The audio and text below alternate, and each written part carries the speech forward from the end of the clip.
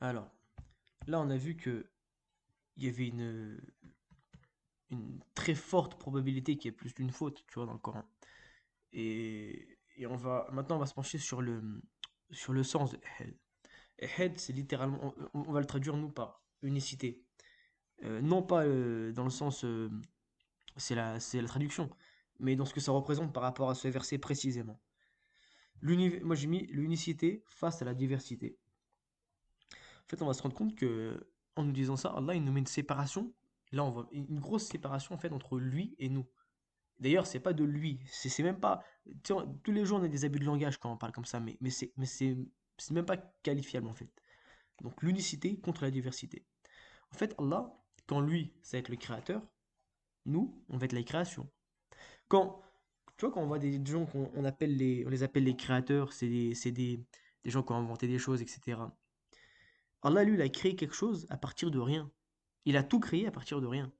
Tu vois, c'est totalement différent. C'est, c'est, c'est, c'est différent que de créer quelque chose. Tout ce qu'on crée, nous, on l'a déjà sous la main.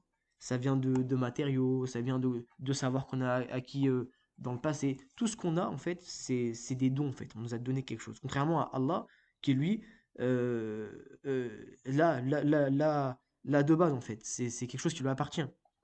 Donc la création face au créateur. C'est aussi le maître. C'est très important, c'est le maître face aux esclaves. Parce qu'un maître, on lui doit obéissance. Et c'est la majeure, euh, c'est le plus gros problème que les musulmans rencontrent aujourd'hui. Et les gens en général, c'est les gens, la plupart des gens et la plupart des musulmans reconnaissent Dieu en fait. Ils le reconnaissent. Mais ils ne veulent pas lui obéir. C'est ça la différence. C'est que tu ne peux pas, par exemple, te protéger auprès de quelqu'un que que tu n'écoutes pas, tu vois. Faut de la cohérence. Quand tu demandes à Allah de t'accorder quelque chose, si tu fais tout le contraire de ce qu'il te demande, est-ce que tu crois vraiment que tu peux avoir quelque chose? Cette notion elle est très importante, la notion de maître et d'esclave. C'est une notion de subordination.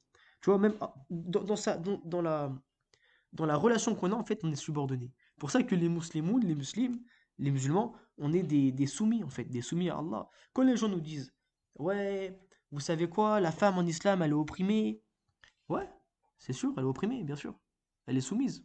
Elle n'est pas opprimée, elle est soumise. Ouais, elle est soumise. Nous aussi, on est soumis. On est tous soumis, en fait. C'est ça le truc qu'ils comprennent pas. C'est que la soumission, c'est notre nom, en fait, comme on nous appelle, c'est les soumis. On appelle les soumis, mais les soumis d'Allah, pas les soumis des Américains ou de je sais pas quoi. Les soumis d'Allah, en fait, tu vois. Et, et, et quand tu es dans ce point de vue-là, en fait, t'as plus cette envie de prouver quelque chose, ou je sais pas quoi. Tu es déjà sous la soumission du plus fort, en fait, tu vois. T'as pas grand-chose à craindre, en fait, tu vois. C'est le roi, c'est le souverain, tout lui appartient. Tout ce qui existe lui appartient.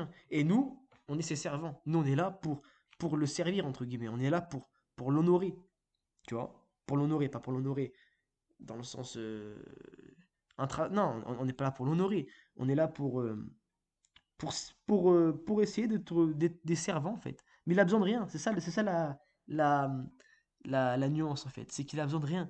Il a besoin de rien, mais en même temps, on est des servants. C'est cette soumission, en fait. Ça montre encore la soumission. On sert, tu vois. Quand dans la prière, tu te mets, tu t'inclines. C'est les choses que les gens faisaient avec les rois avant, tu vois. Ils s'inclinent. Tu sais, c'est un servant. Il dit merci. Celui qui assiste, c'est celui qui donne l'aide face à ceux qui demandent, tu vois. Nous, à chaque fois, on demande. On demande, on demande, on demande. On demande, on fait que ça, on fait que demander. Quand c'est lui qui donne l'aide. Lui, c'est l'infaillible. Quand nous, on est défaillible. Nous, on a plein de défauts, on a des manquements. Quand lui, c'est le transcendant.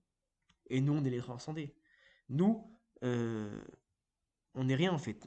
On n'arrive pas à se conceptualiser ça, mais on, on est infiniment insignifiant. C'est quelque chose que les gens n'arrivent pas à comprendre. Donc Allah, le deuxième ayat, Allahu. Donc là, on répète Allah, justement pour introduire le prochain mot. Là, il y aura Allah as-Samad. Allah as-Samad.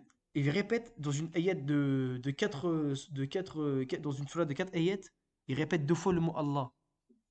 C'est pour introduire ce mot-là, as-Samad. Et c'est Maître qui va être celui à qui on demande de l'aide. Le suprême, le dernier, le parfait, le sans imperfection, le sans trou, celui qui est rempli, celui qui déborde, celui qui est pur. Quand je dis le dernier, c'est dans le dernier dans le sens du temps. Tu vois, ça a été le premier et ça sera le dernier en fait. C'est l'ultime. Tu vois, c'est dans ce sens-là. Et là, on fait une petite pause pour celle-là. Ici, tac tac.